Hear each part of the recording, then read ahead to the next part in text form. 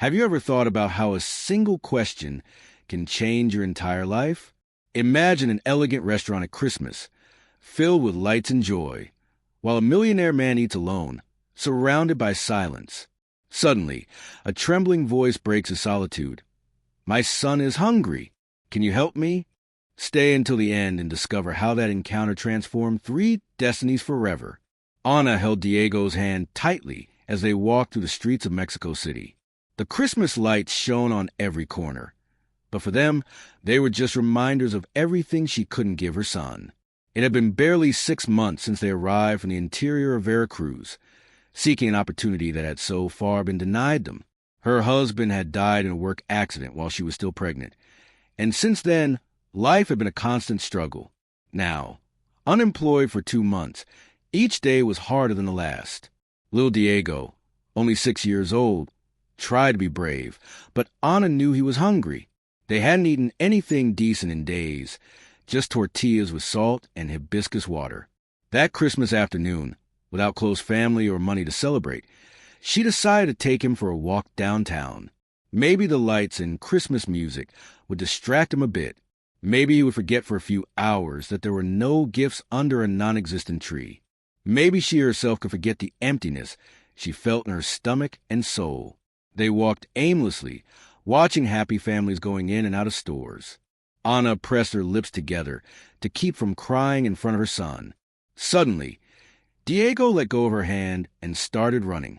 Ana felt instant panic and ran after him, pushing through the crowd. The boy was chasing a man dressed as Santa Claus walking toward the entrance of a huge shopping mall. The golden lights of the building seemed to shine brighter than all the others in the city. Diego reached the glass door and stood there wide-eyed, gazing at the Christmas spectacle inside. Ana caught up, panting, and gently took his shoulder. The child looked at her with those chocolate eyes, so much like his late father's. He said nothing, but Ana understood perfectly what his gaze was begging for. She swallowed hard, feeling ashamed to enter such a luxurious place dressed in worn clothes and old shoes. But when Diego squeezed her hand with hope, she couldn't bear to say no. She took a deep breath, fixed her hair, and pushed open the glass door. The air conditioning greeted them along with the scent of artificial pine and cinnamon. The inside of the mall was a completely different world. Christmas decorations hung from the high ceiling, creating a sky of golden and silver stars. Mexican carols played to the speakers, mixing with children's laughter and lively conversations. Entire families walked with bags full of gifts.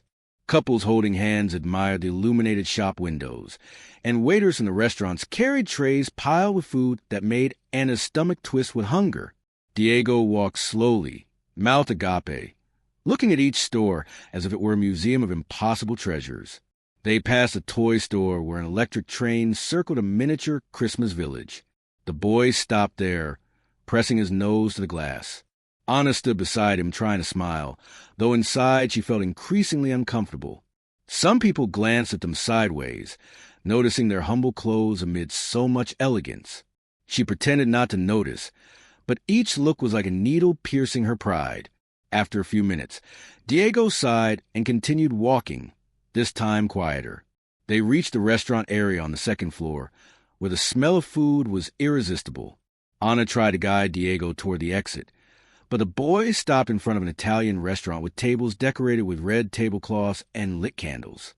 Inside, families enjoyed steaming dishes while toasting with sparkling glasses. Diego watched in silence for a long moment, then looked up at his mom.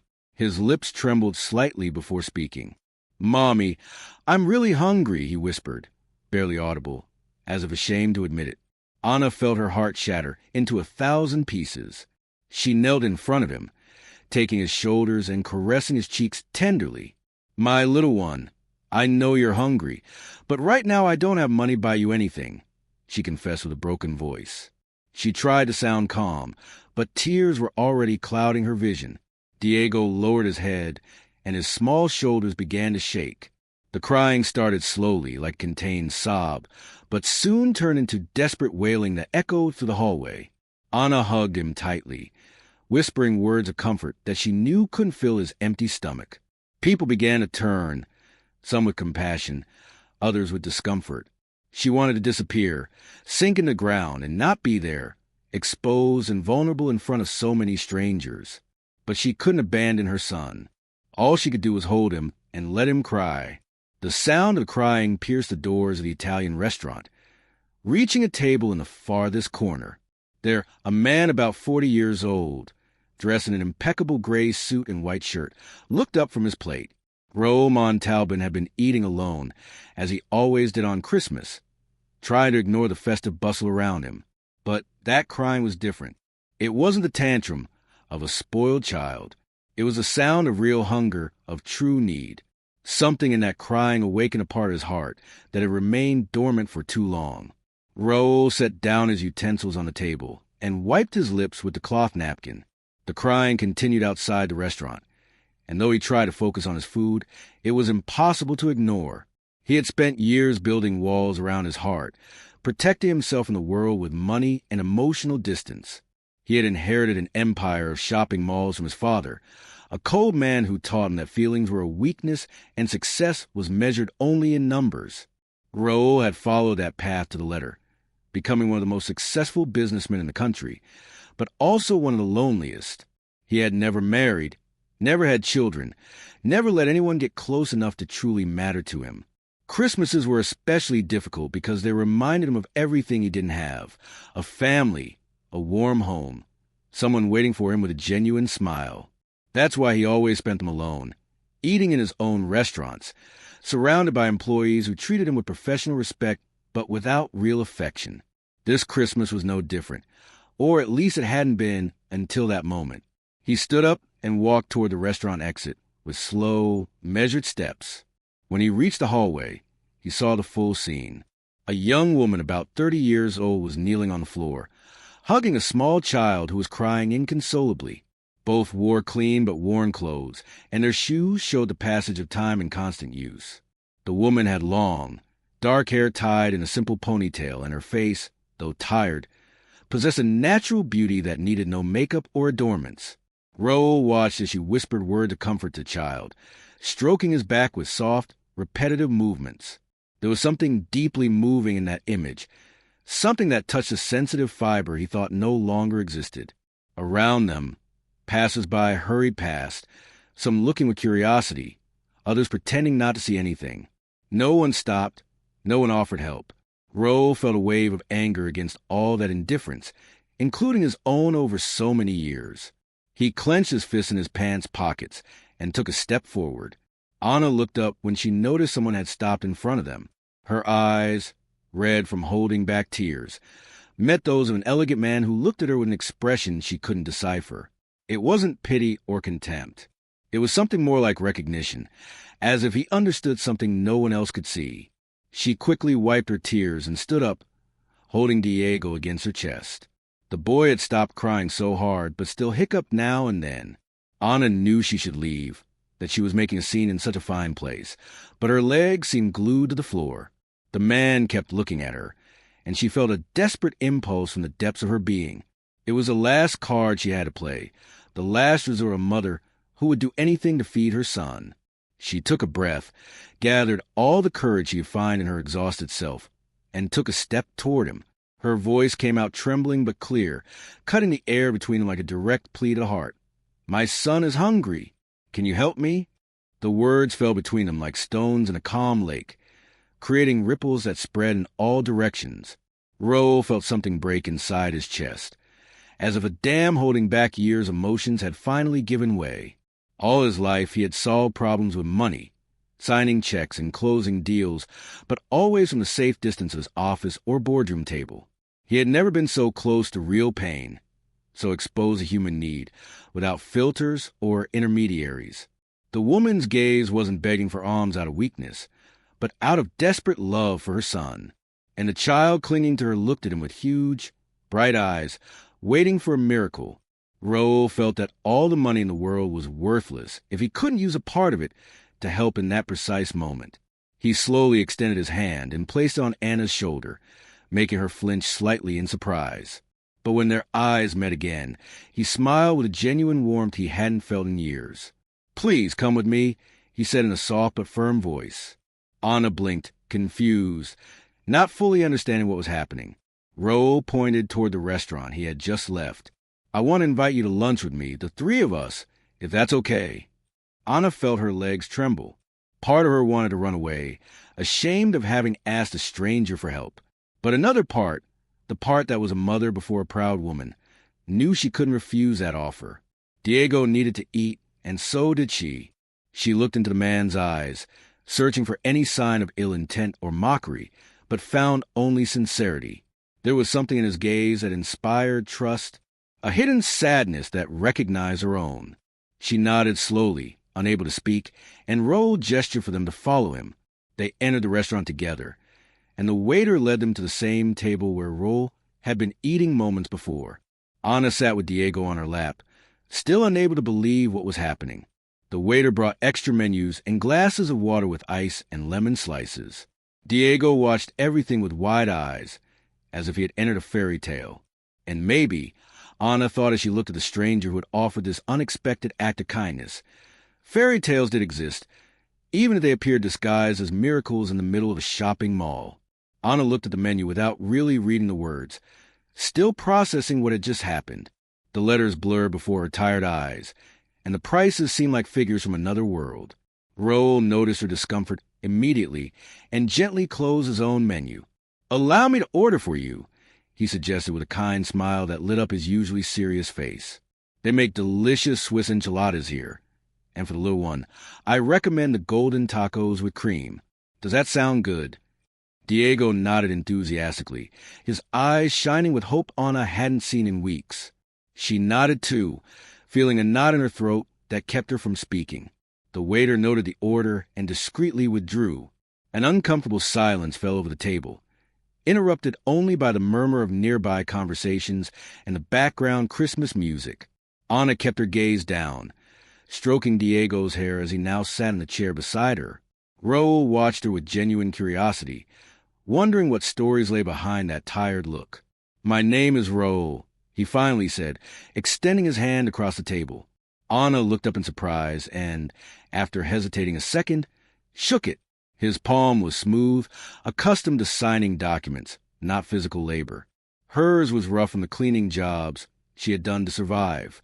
"Anna," she replied, barely audible. "And this is Diego." The boy greeted shyly with his little hand, and Raul returned the gesture with a warm smile. "Nice to meet you, Diego. How old are you?" he asked, leaning slightly toward the child. 6, the boy replied, showing the fingers on his right hand and one on his left. Raul laughed softly, a genuine laugh that sounded strange even to his own ears.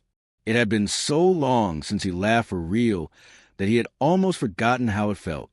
The waiter returned with a basket of hot bread and butter, along with 3 glasses of ice horchata.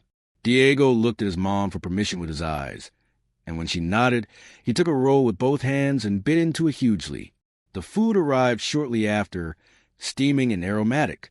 Anna's enchiladas were bathed in green sauce and covered with gratin cheese that stretched when cut. Diego's tacos were perfectly golden, accompanied by refried beans and red rice. Raul had ordered traditional poblano mole that filled the air with its spice aroma. For the first few minutes, they ate in silence. Anna tried to maintain composure, but it was clear she hadn't tasted anything substantial in days.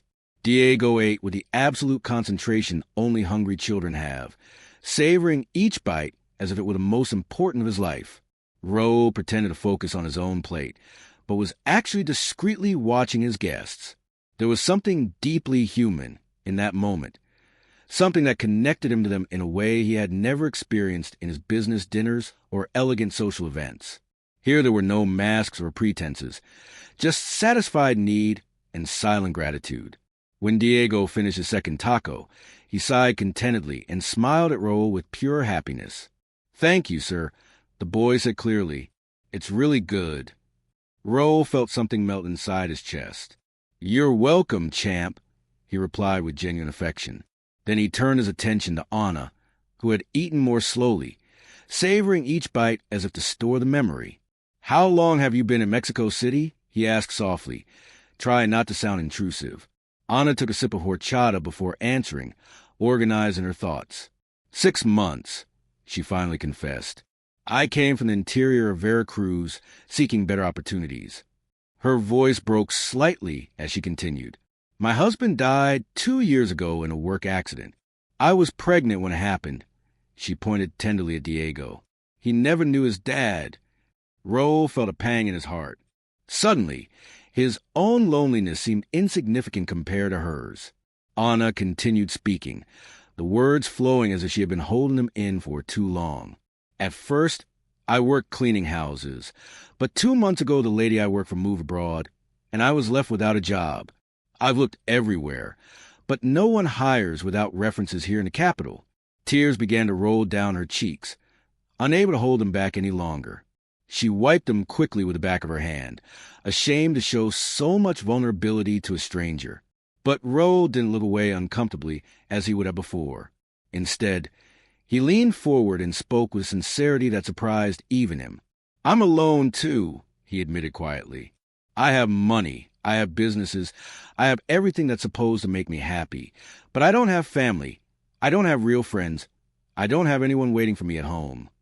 He paused, looking at his empty plate. I've spent years eating alone on Christmas, surrounded by people but feeling invisible. Until today. He looked up and his eyes met Anna's. Until I heard Diego crying and something made me react. Something told me this year had to be different. Anna watched him in surprise, seeing for the first time the man behind the elegant suit. There was pain in his eyes, a loneliness as deep as hers, but a different kind. In that moment, both understood they had found each other because they both needed to be found. And maybe, just maybe, God had placed them in the same place at the same time for a reason they were just beginning to understand. After lunch, Raul didn't want the encounter to end yet. There was something in Ana and Diego's presence that filled a void inside him he didn't even know existed. What do you say we take a walk around the mall? He suggested as the waiter cleared the plates. There's an ice cream shop on the 3rd floor that makes the best ice cream in the city, and I think a champ like Diego deserves a special dessert. The boys' eyes lit up like the Christmas lights around them. Ana wanted to protest. She felt they had already abused a man's generosity enough, but her son's hopeful expression stopped her. Okay, she accepted with a small but sincere smile. But only if you let us pay for it someday when I can. Raul shook his head gently. You don't have to pay me anything. Believe me, I'm receiving more than I'm giving. And it was true. For the first time in years, he felt useful human, connected to something bigger than his bank accounts and properties. They walked together through the mall's hallways, and for Raul, everything looked different. Now, the same stores he'd seen 1,000 times before shone with new light through Diego's amazed eyes. The boys stopped in front of each window, pointing at toys and decorations with childlike enthusiasm. Ana walked beside Raul, keeping a respectful distance, but feeling a strange comfort with this stranger who had appeared like an angel in her darkest moment. What did you do in Veracruz? Raul asked as they rode the escalators. Ana smiled nostalgically. I had a small fonda with my husband. Nothing fancy, just home-cooked food for the local workers. I made the best tamales in town, or at least that's what the customers said. Her voice filled with pride as she remembered. We dreamed of expanding the business someday, maybe opening a real restaurant, but then he died, and I had to sell everything to pay the debts. Raul listened attentively, impressed by the strength of this woman who had lost so much but kept fighting. They arrived at the ice cream shop, a colorful place with pink-painted walls and white wrought iron tables. Diego pressed his nose against a refrigerated display, trying to decide among dozens of flavors. Which one do you want, Mijo? Ana asked, stroking his head. The boy shyly pointed at the chocolate ice cream with colorful sprinkles. That one, Mommy. Raul ordered 3 cones. Chocolate for Diego, vanilla with strawberry for Ana, and coffee for himself. They sat at a table by the window overlooking the entire illuminated city. The Christmas light stretched to the horizon, creating a carpet against the darkened sky. Diego licked his ice cream with delight, smearing chocolate on his nose, which prompted genuine laughter from all 3. Ana cleaned him with a napkin, shaking her head with maternal tenderness. Raul watched him with a warm feeling in his chest he didn't recognize. It was happiness. He realized in surprise, Simple, pure, unexpected happiness. Not the empty satisfaction of closing $1 million deal, but the deep joy of sharing something meaningful with others. You know what I like about you?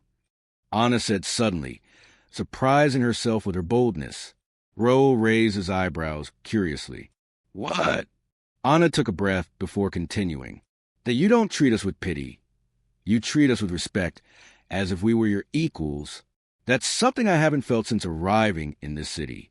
Her eyes shone with unshed tears. Here, everyone looks at me like I'm invisible or less than them because I don't have money. But you look at us as people. Ro felt a lump in his throat. He had never thought a simple act of truly seeing someone could mean so much. It's because you made me remember something I'd forgotten, he confessed hoarsely. You made me remember that money is worthless if you have no one to share life with. You have something I lost long ago. You have love, purpose, each other. He reached across the table and placed his hand on Anna's for a brief moment. And that's more valuable than everything I own. After the ice cream, they walked to the area with the main Christmas stage. There was a huge tree decorated with thousands of lights and a throne where Santa Claus posed for photos with children. Diego looked at the stage longingly but without daring to ask. Ro caught that look immediately. Do you want a photo with Santa Claus? He asked, kneeling to the child's level. Diego nodded shyly, and Ro took his hand naturally. Then let's go. They queued with other families. When it was their turn, Diego sat on a red-suited man's lap, while Anna and Ro watched from the side. The photographer captured the moment, a smiling child with eyes bright with hope. Ro paid for 3 copies of the photo and handed them to Anna. So you always remember this Christmas, he said softly. Anna took the photos with trembling hands, feeling her heart so full it could burst. She looked at Ro, really looked, and saw genuine kindness in his tired eyes. She saw a man who had been lost until a simple question woke him up, and in that moment, under the mall's Christmas lights, both smiled without knowing their lives had just changed forever. Night had fallen over Mexico City, and the mall's Christmas lights shone brighter against the dark sky. Anna held the photos of Diego with Santa Claus like priceless treasures, while the boy walked between her and Raul, confidently holding both their hands. They had spent nearly 4 hours together, and what started as an act of charity had transformed into something much deeper. Raul felt more alive than in the last 10 years, and Anna felt a warmth in her chest she hadn't experienced since before losing her husband. But both knew this magical moment would eventually end. They reached the mall's main entrance, where the cool December air greeted them with a gentle breeze. The streets were full of families heading home after a day of celebration.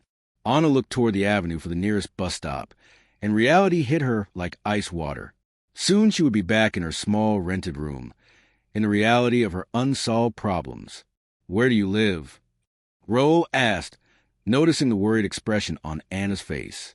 She hesitated before answering, ashamed to admit the truth.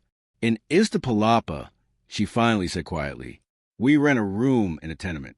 It's about an hour and a half from here by bus. Raul frowned. Iztapalapa was a tough area of the city, especially at night. The idea of Anna and Diego traveling alone for so long on public transport filled him with worry. Let me take you, he offered immediately. My SUV is in the parking lot. It's no trouble. Anna shook her head quickly, her cheeks flushing. No, Mr. Raul, you've already done too much for us. We can't abuse your kindness more. But Raul had already decided. It's no abuse. Please let me do this. I'd be worried all night if you took the bus at this hour. His tone was firm but kind, and Anna knew arguing would be useless. She nodded gratefully, feeling tears pricking her eyes again. The ride in the SUV was silent but comfortable. Diego fell asleep in the back seat, exhausted after such an exciting day. Anna looked out the window, watching elegant areas of the city gradually give way to humbler neighborhoods. The streets narrowed, buildings grew older, lights dimmed. Raul drove carefully, following Anna's directions. Though the contrast between their worlds was evident, he made no judgmental comment. They finally arrived at a narrow street flanked by 2-story tenements with faded painted walls. Anna pointed to a building with green bars on the windows. It's here, she said softly. Raul parked the SUV and turned off the engine. An uncomfortable silence fell between them, the kind that comes when both people know they're about to say goodbye, but neither wants to be first. Anna took a deep breath, preparing to say farewell to this extraordinary man who had appeared like a miracle on the worst day of her life. "Thank you," she whispered brokenly. "Thank you for everything. For the food, the ice cream, the photo, for bringing us here. But above all, thank you for treating us with dignity." Tears rolled freely down her cheeks. "I'll never forget this day. I'll never forget your kindness. May God bless you always." She started to open the door to wake Diego and get out, but Raul's voice stopped her. "Wait," he said urgently. Anna turned to him, confused. Raul pulled his phone from his jacket pocket and held it out to her. "Give me your phone number." Anna looked at him uncomprehendingly. "Why?" she asked timidly. Raul smiled warmly. "Because I want to help you find a job. I know a lot of people in the city. I have contacts in different companies. I can make some calls, pull some strings." He paused, searching for the right words. "I don't want this to end here. I want to know you're okay, that Diego has food on the table, that you have a decent job." His voice softened further. "Please, let me do this for you." Anna felt her heart pounding. Part of her wanted to refuse. Her pride screamed that she had already accepted too much help. But the practical, maternal part knew she couldn't afford to turn down such an opportunity. Diego needed to eat every day, not just on Christmas. They needed steady income, a way out of the hole they were in. With trembling hands, she took the phone and dialed her number. Her old, scratch phone vibrated in her bag. "Done," she said, handing it back. "But please, don't feel obligated to do anything more. You've already done so much." Raul shook his head, his eyes shining with determination. "It's not obligation. It's because I want to." They looked at each other for a long moment, an invisible connection pulsing between them. Finally, Anna opened the back door, lifted sleeping Diego into her arms, and said goodbye with one last smile. Raul watched her enter the building, waiting until she disappeared behind the green door. Then he started the SUV and drove away slowly, but his mind and heart remained on that humble street. For the first time in years, Raul Montalban had something to look forward to the next day. 5 days had passed since that Christmas that changed everything. Anna had returned to her routine of unsuccessfully job hunting, knocking on doors that closed before she could explain her situation. But something had changed in her.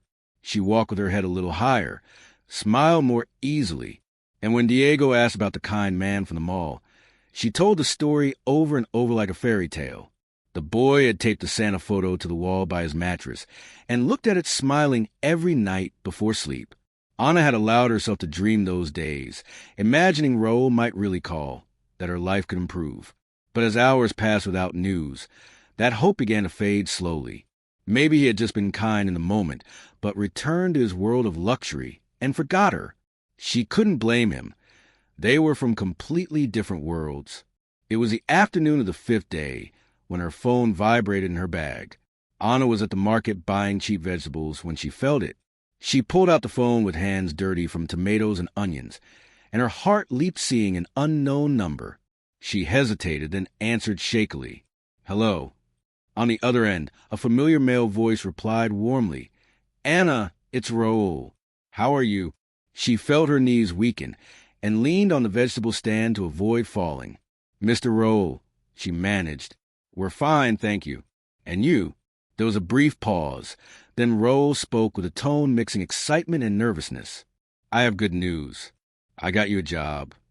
Anna stopped breathing. "Really?" she whispered incredulously. "Yes," Raul confirmed. "It's a position in cleaning and maintenance at one of the malls in Polanco. The pay is fair with benefits, and the schedule will let you spend time with Diego. Interested?" Anna felt tears welling as she nodded frantically, forgetting he couldn't see. Yes, 1,000 times yes," she replied, choked. "Thank you, Mr. Raul. You don't know what this means to us." She could hear his smile. "I'm thrilled to help.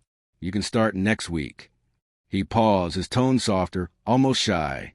"And, well, I was also calling to see if you'd like to go out with me tomorrow. I thought we could go to Chapultepec Park." Diego could play. We could walk and talk a bit. What do you say? Anna's heart beat, so hard she was sure he could hear it. It wasn't just gratitude now. Something deeper, more confusing, more exciting. Over the last few days, she had thought of Raul more than she wanted to admit. She remembered his gentle smile, how he looked at Diego with tenderness, how he treated her as valuable when the world made her feel invisible. "I'd love to," she replied sincerely. "We'd love to." They agreed to meet at the park entrance the next day at 10 a.m. That night, Anna could barely sleep. She tried on her 3 dresses, all old and out of fashion, deciding which looked least worn.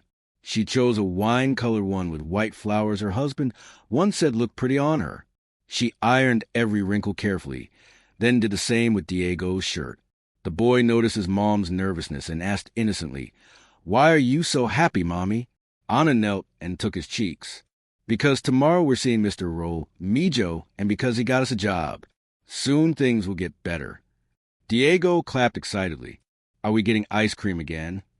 Anna laughed lightly. "Maybe, my love, maybe." That night, as Diego slept beside her, Anna looked at her humble room's ceiling and thanked God for putting Raul in her path. She didn't know exactly what was happening, but something told her that Christmas encounter wasn't coincidence. It was like the universe conspiring to unite 2 lonely souls who needed each other. The next morning dawned clear and fresh, perfect for a park day. Anna and Diego arrived on time and found Raul waiting, casually dressed in jeans and a cream shirt. He looked different without the formal suit, younger, more approachable, more real. When he saw them, his face lit with a smile that made Anna's stomach flip. "Good morning," he greeted enthusiastically, crouching to high-five Diego. "Ready for adventure, champ?" Diego nodded excitedly, and the 3 started walking the park paths. Jacarandas were in bloom, creating a purple canopy overhead. Families biked, vendors offered cotton candy and balloons, mariachi music played distant. Raul and Anna walked side by side, while Diego ran ahead chasing pigeons. "How did the job news feel?" Raul asked, glancing at her. Anna smiled widely, as if breathing freely for the first time in months. Light at the tunnel's end. She turned to him directly. "And all thanks to you." Raul shook his head modestly. "Not thanks to me, because of your strength and determination. I just opened a door." But both knew it was much more. As they walked under the clear sky, neither wanted the moment to end. They walked hours in Chapultepec Park, stopping at the artificial lake, where Diego marveled at colorful boats on calm water. Raul rented one for them, and soon they rowed gently while the boy laughed, pointing at nearby ducks. Anna watched Raul with her son, noting their easy connection, like lifelong friends. There was genuine tenderness in teaching him to row, holding him when he leaned too far. After the boat, they bought a squites from a vendor and sat on a bench under a century-old awiwedi tree. Diego ran to the nearby playground where other kids swung and shouted happily. For the first time, Anna and Raul were alone, surrounded by people, but in their own comfortable silence bubble. Raul broke it first, voice softer than usual. "These last days, I haven't stopped thinking about you," he confessed without looking directly, as if embarrassed. Anna's heart flipped, but she stayed quiet. "I've lived on autopilot so long, just working and accumulating meaningless things. But since meeting you, something woke in me." He turned to her, eyes vulnerable. "You reminded me what life's worth. You made me feel needed, important, not for money, but for who I am." He paused, breathing deep for courage. "Anna, we barely know each other. We come from different worlds, but I can't deny what I feel." His voice cracked. "From the moment you approached my table, something changed. And every day it grows stronger." Anna stared wide-eyed, her heart racing. "I've been thinking of you, too," she admitted shakily, still using formal you. "Not just gratitude, because you make me feel seen, valuable." Tears gathered. "When my husband died, I thought that part of me died, too. The part that could feel beyond tiredness and worry. But you woke it." She wiped tears.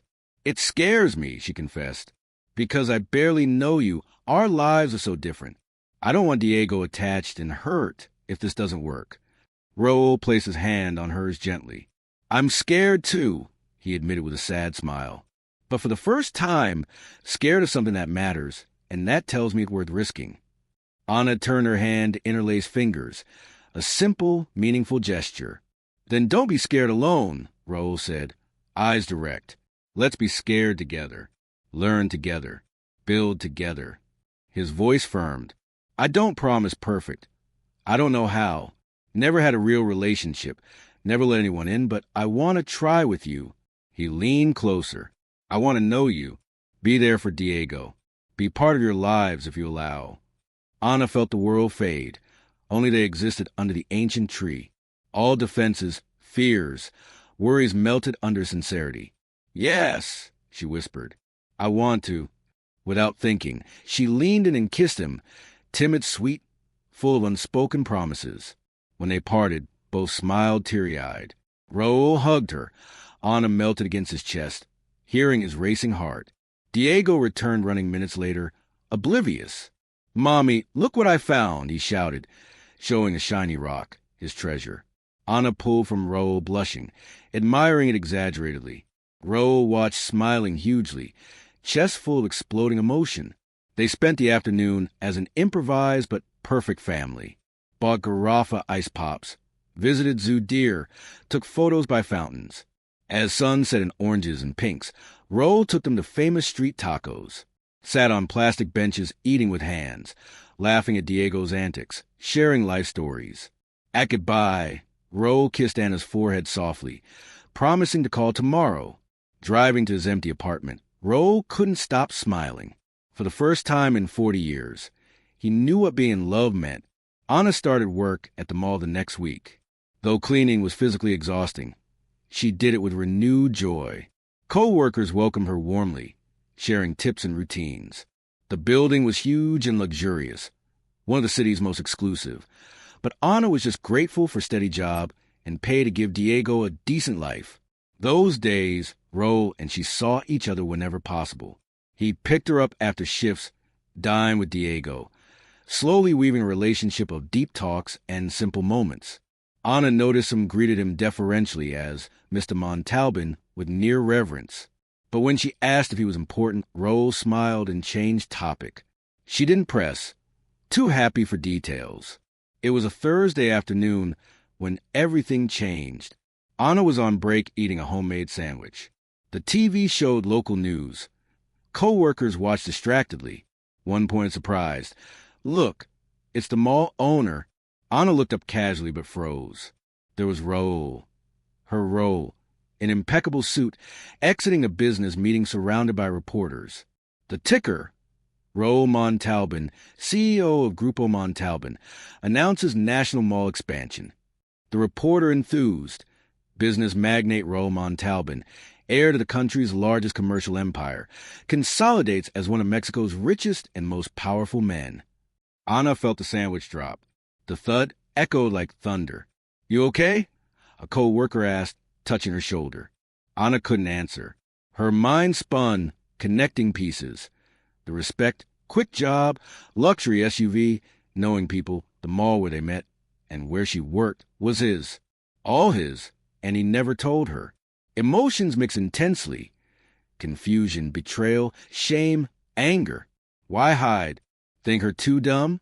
Ashamed to introduce her to his millionaire world? Tears flowed uncontrollably. She stood abruptly, mumbling feeling ill, and ran to the bathroom. Locked in a stall, she cried silently, hand over mouth to muffle sobs. Her phone vibrated. Raoul's message. See you tonight. Can't wait. Anna stared heartbroken. Wanted to reply, confront, demand answers. But it vibrated again. Co-worker. Anna, turn on news. Something more. Trembling, she opened the app on her old phone. Headline, Raoul Montalban hospitalized after serious car accident. She read frantically. Happened an hour ago on Periferico, sir. His SUV hit by out-of-control trailer. Rushed to Angeles Hospital critical. Doctors no statements, but witnesses said impact brutal. Anna felt the world stop. All doubts, confusion, anger evaporated. Only pure terror. Raoul hurt. Could die. She had been angry over something suddenly insignificant. She ran from the bathroom, yelling to supervise her family emergency. No wait for approval. Rushed the street, hailed taxi desperately. Angela's hospital. Please, emergency, she begged. The ride was eternity. Every red light torture, every minute agony. She prayed aloud, mixed promises and tears. Please, God, don't take him. Let him live. Doesn't matter if rich or poor. If he lied, just let him live. At hospital, she jumped out throwing money without change. Ran to the ER, asked for Raoul Montalban breathless. Receptionist compassionate. Family? Anna hesitated second. His girlfriend, firmly, directed to third floor waiting. She ran stairs, elevators too slow. Thinking only, can't lose him now that I found love again. Anna arrived breathless, cheeks wet, heart shattered. Others there in elegant suits whispered worried. Business partners, high executives, somber faces. Anna fell out of place in work uniform, but didn't care. Approached doctor exiting ICU urgently. Please, how is Raoul Montalban? Desperate. Doctor tired behind glasses. Family? Anna, his girlfriend. He sighed. Critical. Multiple fractures, internal injuries. Severe cranial trauma. Emergency surgery stopped bleeding, but he went into coma after. Next day's critical. Anna's legs failed. Leaned on wall. Can I see him? Whispered. Doctor nodded compassionately. Led through cold hallway to room of constant beeps and dim lights. There, bed surrounded by tubes and monitors. Raoul. So fragile, vulnerable, different from the confident man. Face bruised, head bandaged, chest rising with respirator. Anna approached slowly, afraid to break him. Took his hand gently, feeling its coldness. Raoul, whispered brokenly. It's me, Anna. I'm here. No response, just machines. She sat beside, clinging like a lifeline. Don't you dare leave me, she said through sobs. Not now we've found each other. Not now Diego needs you. I need you. Hours passed like days. Nurse said visiting hours over, but Anna refused firmly. Won't leave him alone. Force me out if you must, but I won't go willingly. Maybe her determination or the love in her eyes, but they let her stay. She called neighbor to watch Diego, excusing extra shift. Didn't want to worry him yet. She spent the night talking to Raoul, though he couldn't hear. Told about her day, discovering who he was. Initial betrayal feeling, but now understanding. You wanted me to love you for you, not what you have, whispered, stroking his hand. And I did. Loved you without knowing money or power. Love because you made me feel human again, treat my son with love, saw me when others looked through. Tears fell on white sheet. So, please come back to me. To us. Days became endless torture. Anna worked mornings on autopilot. Rushed to hospital afternoons. Nights beside Raoul in uncomfortable chair. Refusing to leave. Third day to fifth, seventh. Doctor spoke technical terms she barely understood, but clear. Raoul fighting life and death. Body healing slowly. Fractures mending, wounds closing, but mind trapped distant. Anna thinned, barely eating, living on coffee and prayers. Co-workers brought food. Neighbors watched Diego unquestioned. Each afternoon he asked when Mr. Raoul returning. She hugged and said soon. On the 12th night, Anna so exhausted she fell asleep head on bed edge, hands still in Raoul's. Suddenly felt slight movement. Thought imagined, but again, soft, unmistakable squeeze. Anna jolted up, heart racing. Raoul's eyelids fluttered, opened slowly, revealing eyes she feared never seeing again. Anna, voice hoarse whisper distorted by removed tube that morning. But his voice him. Anna felt soul return. I'm here, she replied through tears and laughs. Here, my love.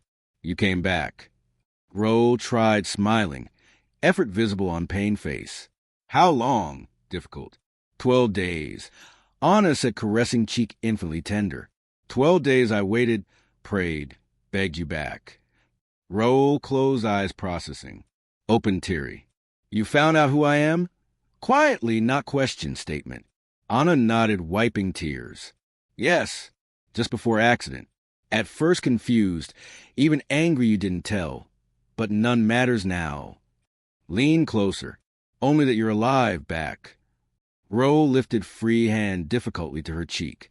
Didn't tell because wanted you to love me for me, not possessions, confessed weakly but firm. Known so many seeing me as bank account, opportunity, but you saw me. Voice broke. Can you forgive hiding truth? Anna took hand, kissed softly. Nothing to forgive. I love you, Ro. First time aloud, felt immense freedom. Ro smiled, despite pain and bandages, lit the room. I love you too, absolute certainty. Went out, once spent life proving it. Pause, gathering strength. Marry me, Anna. Know it soon, rushed, but near death taught me. Don't want to waste a day without you. Anna sobbed happily, nodding repeatedly. Yes, whispered against hand. 1,000 times yes. For months passed since that hospital day. For months of slow, steady recovery, physical therapies, learning to walk without pain, rebuilding not just body but life. Ro left hospital after 3 weeks. Anna by his side every step. She moved with Diego to Ro's house for convalescence care. What started practical became the family life none had before. Diego called him Dad Ro. Title accepted with happy tears. Together created simple, meaningful routines. Shared breakfast, movie nights, homework at dining table. Ro learned true wealth in everyday, ordinary love moments, not bank accounts. Now, on a warm April morning, the day that would change their lives forever, the wedding, Anna looked in her room mirror, barely recognizing the radiant woman. She wore simple ivory dress flowing to ankles with delicate lace shoulders. Not designer or fortune costing, but Ro insisted she choose what she wanted regardless price. She picked it, reminding her of Veracruz jasmine flowers. Hair in soft waves over shoulders, decorated small natural white flowers. Minimal makeup, just lip and cheek color. She looked like herself, but transformed by happiness. Diego ran in, adorable in small gray suit. Mommy, it's time, excited. Dad, Ro waiting. Anna smiled, stomach butterflies. Took son's hand. They went to garden for ceremony. Decided small intimate wedding. Close friends, some family. Nothing ostentatious. Just pure, simple love. Ro's garden transformed magically. White arches intertwined roses and hydrangeas pathed a simple altar with white fabrics swaying in breeze. White painted with chairs lined sides, occupied by who mattered. Anna's co-workers turned friends, loyal Ro employees who truly appreciated him. Neighbor who watched Diego often. String quartet played soft romantic melody. At path end by altar, Ro in light beige suit matching warm garden atmosphere. Fully recovered from accident, though small forehead scar reminded how close he was to losing everything. When he saw Anna at path start with Diego beside, his eyes teared. She was beautiful, beyond words, not for dress or hair flowers, but inner light of true love. Anna walked slowly with Diego holding firm. Boy carried rings on small white silk pillow, focus not dropping. At altar, Diego gave rings to priest, stood between Anna and Ro taking both hands. Ceremony simple, but deeply emotional. Priest spoke of love transcending circumstances. Two from different worlds creating beauty together at right moment. Ro and Anna exchanged self-written vows. I promise to love you in wealth and poverty. Ro said firmly, promise to always see you, not just look. To be the father Diego deserves, companion you need. Anna replied, tears rolling. Promise to love you not for what you have, but who you are. To remind you daily you're enough, valuable, loved. When priest declared husband and wife, Ro kissed her softly while Diego clapped excited. Guests stood teary-eyed. Perfect moment both dreamed but never thought they'd experience. Reception equally intimate. Tables under hanging lights cozy. A traditional Mexican. Mole, tamales, pozole, homemade sweetbread Anna helped plan. Ro gave emotional speech confessing 40 years, seeking success wrong places, until simple Christmas restaurant questions showed true life meaning. Anna saved me, looking directly. Saved from empty life. Showed true love exists. Gave family I never thought I deserved. Danced under stars with Diego spinning between. For first time, all three felt complete. Weeks later, in new normal, The three returned to the mall where it began. Walked same hallways, past same Italian restaurant. Stopped where Anna said words changing everything. Diego held ice cream. Anna laughed. Raul watched with infinite love. Who would imagine a simple question would change our lives forever? Raul reflected aloud. Anna hugged him. Not just a question. Softly. God putting right people in right place at right time. Looked up at Christmas lights still decorating mall, though not December. True love isn't bought or desperately sought. Appears when least expected. Disguised as miracle, reminding even in darkest moments, God never abandons you. If this story touched your heart, like this video and share with someone needing reminder miracles exist.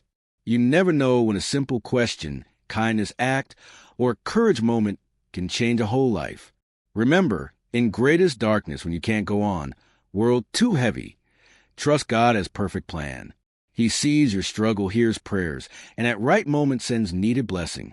May God bless your life with extraordinary encounters, true love, courage to ask for help when needed most. Because sometimes all it takes to change a destiny is courage to say the right words at the right time. May God's love accompany you always. Amen.